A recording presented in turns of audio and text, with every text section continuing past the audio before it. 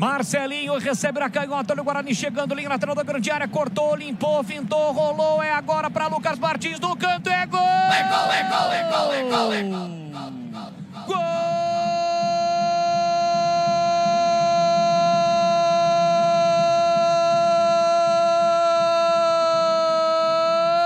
do Bugre! Avante, avante, meu Bugre, com fibra e Lucas Martins tem a 8 estampada na camisa, predestinado, tem estrela, acabou de entrar para marcar um golaço que pode ser o da classificação.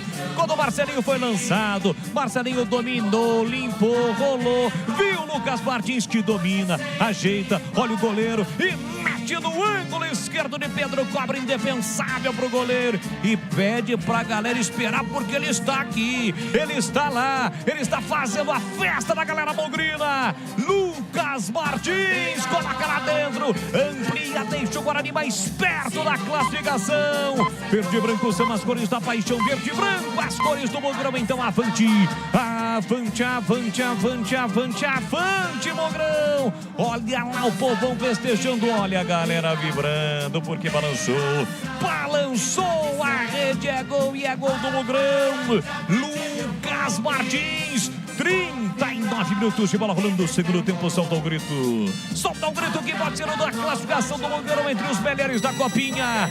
Tá registrado. Guarani 1, 2, 3, 1 pro Atlético Mineiro, Pedro Cobra. Não chora não, goleirão, a bola dorme no fundo da sua rede.